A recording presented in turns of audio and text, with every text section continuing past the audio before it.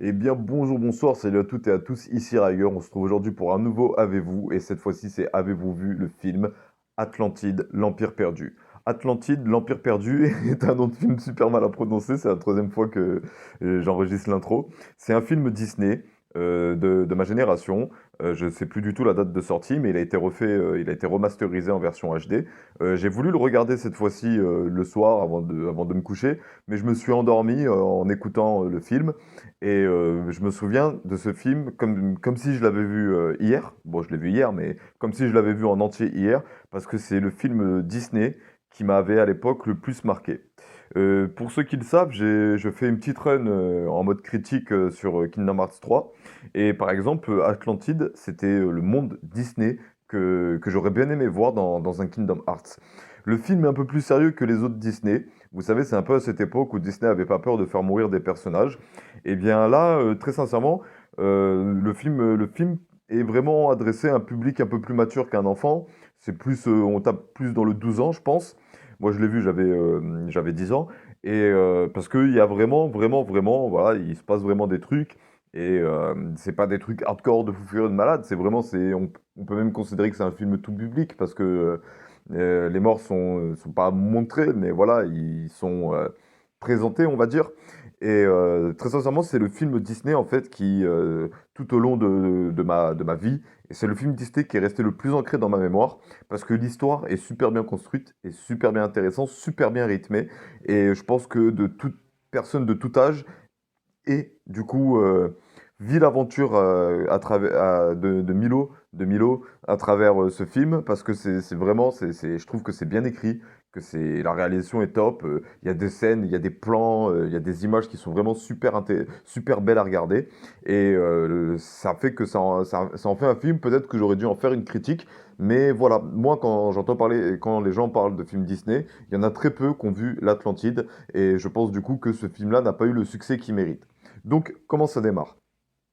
On voit justement la fameuse Atlantide à l'époque, avec sa technologie avancée, faire face à un raz-de-marée, un tsunami, provoqué apparemment par quelqu'un qui dit ouais, quelqu'un qui se fait insulter en mode ouais, t'es fou, à cause de toi on va tous mourir. Ça fait que du coup c'est le carnage, la vague arrive, il y a l'alerte qui est sonnée, c'est vraiment le début du film, hein, donc c'est pas du spoil, hein. Il y a l'alerte qui est sonnée, la vague arrive, il y a un champ de force qui se crée autour de la ville et la ville finit par être engloutie par les flots, mais protégée par un dôme magique, on va dire. Nous, on va suivre l'histoire de Milo, qui est convaincu que l'Atlantide existe. Et c'est un linguiste qui s'occupe de la chauffière. C'est à l'époque où il n'y avait pas, l'époque où ça marchait encore à la vapeur, au charbon et au moteur à explosion. Je crois que c'est comme ça que ça s'appelle. C'est pas dit comme ça dans le film, mais c'est moteur à détonation.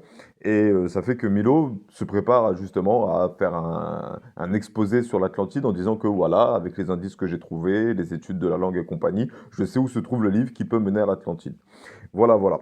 Personne ne prend Milo au sérieux, jusqu'au jour où justement quelqu'un vient le démarcher pour lui dire, voilà, mon patron m'a mandaté pour vous recruter, et du coup, je vais vous le présenter. J'arrête ici le pitch, parce qu'après, voilà, il y a plein de trucs qui sont abordés. Mais le film démarre assez rapidement dans justement cette quête vers l'Atlantide. Parce que vu qu'au début du film, on sait que l'Atlantide existe, ça sert à rien de faire un mystère de fou furieux, est-ce qu'elle existe ou pas.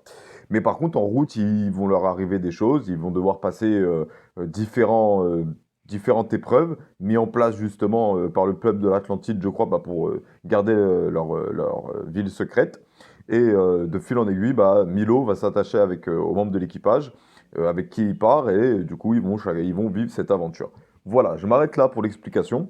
L'Atlantide, c'est un film, voilà, on est en 2020, je vais pas vous dire comment faire pour regarder le film, mais vous pouvez acheter le Blu-ray, acheter le DVD, acheter la cave et la VHS si vous êtes un mec à l'ancienne. Moi je l'avais en VHS justement et j'arrêtais pas de le regarder en boucle. Et très sincèrement, en fait, c'est un Disney.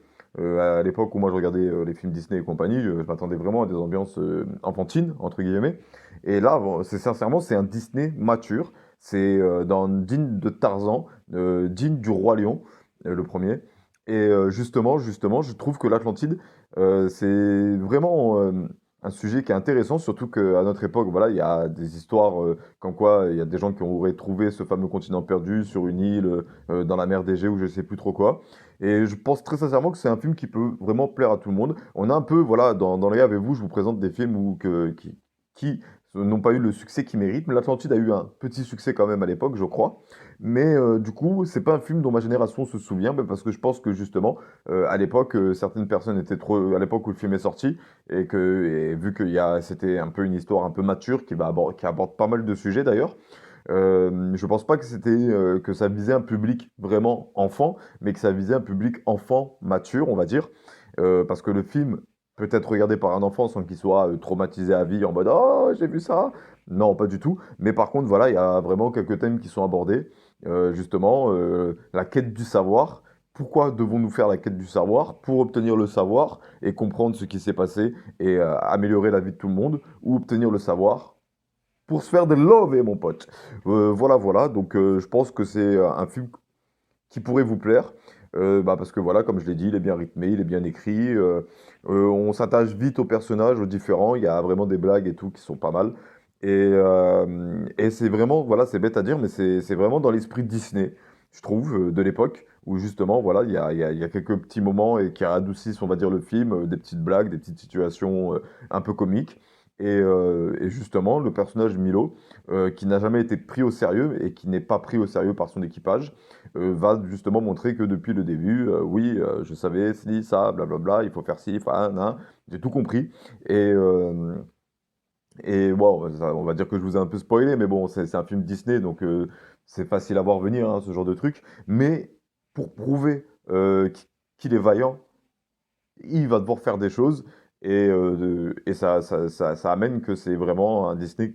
La conclusion est juste satisfaisante pour tous les personnages et en route, ils apprennent, il apprend qu'il y a pas mal de choses. Voilà, je crois que j'en ai un peu trop dit. C'est super compliqué de toute façon. JDG, quand je regarde ses critiques, il le dit à chaque fois, c'est super compliqué de parler d'un film sans dire ce qui se passe à l'intérieur, parce que du coup, les points positifs, je peux pas qui vont vous dire, ouais, je t'avais dit, il se passe ça, t'as vu, c'est bien. Je peux pas vous les dire parce que sinon je vous gâche l'expérience du film. Mais voilà, je pense en avoir assez dit et avoir assez bien résumé l'histoire, le pitch en tout cas pour que ça donne envie à certaines personnes de regarder ce film. Voilà, je vous laisse sur ces mots. Je vous souhaite une bonne journée, une bonne soirée, un bon après-midi. Je vous dis à bientôt pour une prochaine vidéo et je vous invite à regarder la description pour voir tous les liens que je propose pour me suivre et pour me soutenir. C'était Riger et ciao. Voilà, je vais pas répéter 40 fois les mêmes choses au bout d'un moment.